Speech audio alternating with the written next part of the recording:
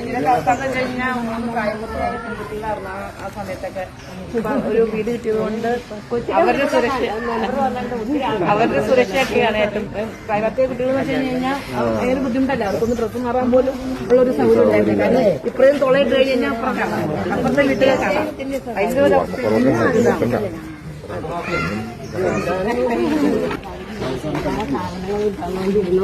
സാറിനെ കണ്ടിട്ടുണ്ടോ? അതായത് ഈ പെരെ പണിതപ്പം എന്നും വൈകിട്ട് ഇവിടെ വരും.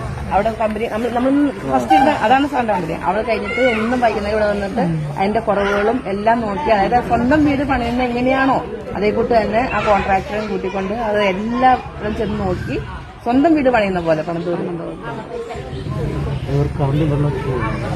കറണ്ട് ഫ്രീയല്ല. ഞങ്ങളുടെ ഒരു ദൈവം പോലെയാണ്.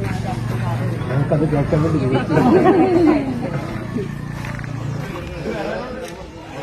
നിങ്ങൾ പരസ്പരം എല്ലാവരും ബന്ധമുണ്ടോ അതോ മിണ്ടാറായിട്ട്? ഞങ്ങളായിട്ട് ഒരു വിനോദമില്ല.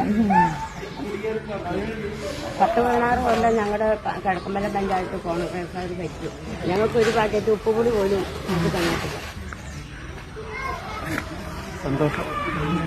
അതായത് ഇവർക്കൊരു ടാർപ്പ പോലും വലിച്ചേറ്റ് കൊടുക്കാൻ ആരാ ചോർന്ന ഒരു മഴ വരുമ്പോൾ ആ ചോർന്ന് തന്നെ. ഞാനൊക്കെ ഇവിടെ വന്ന സമയത്ത് ഇത് കണ്ടത് ഞാൻ മൈൻഡ് വെക്കാൻ പോകും. രാഷ്ട്രീയമൊക്കെ ഇപ്പോൾ നമുക്കറിയില്ല. നമ്മൾ ഇതിലേക്ക് വന്നപ്പോഴാണ് നമ്മൾ ഇവരെ കണ്ടുപിടിക്കുന്ന അവസ്ഥ കണ്ടതുകൊണ്ട് ഈ ഫാക്ടറിക്ക് വന്നിട്ടുണ്ട്. ഇപ്പം പല രാഷ്ട്രീയക്കാരും പല രീതിയിൽ കൂടെ ചെയ്യിപ്പിക്കുന്നത്. നിന്റെ ഞങ്ങൾ പട്ടയം മേടിച്ചു തരാം, 8 കുട്ടികൾ പട്ടയമെന്ന് പറഞ്ഞില്ലേ, പട്ടയം മേടിച്ചു തരാം, അങ്ങനെ തരാം ഇങ്ങനെ തരാം. പക്ഷെ ഇത്ര ഈ 55 വർഷമായിട്ട് അവരെ അറിഞ്ഞില്ല, ഇവർക്ക് പട്ടയം ഉണ്ടായില്ല എന്ന് അറിഞ്ഞില്ല, ഇവർക്ക് വീടുണ്ടായില്ല എന്ന് അറിഞ്ഞില്ല. ഇപ്പൊ ഈ ഇലക്ഷൻ വരുമ്പോൾ ഇവർക്ക് നമ്മുടെ ഇപ്പോഴത്തെ MLA ഇവിടെ എല്ലാ വീടുകളും ഇപ്പൊ കയറി ഇറങ്ങുക. ഇലക്ഷൻ നേരത്തോടുകൂടി പട്ടയം പട്ടയമുണ്ട്.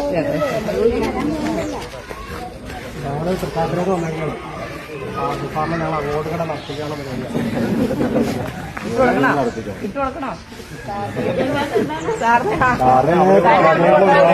നടക്കുന്നുണ്ടല്ലോ, അങ്ങോട്ട് നടത്തിക്കാനുള്ള പരിപാടിയാണ്.